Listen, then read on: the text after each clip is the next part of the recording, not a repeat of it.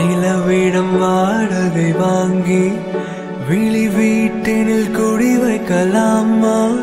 நான் வாழும் வீட்டுக்குள் வேறாரும் வந்தாலே தகுமா? தேன்மலை தீர்க்குக்கு நீதான் உந்தன் தோள்களில் இடம் தரலாமா?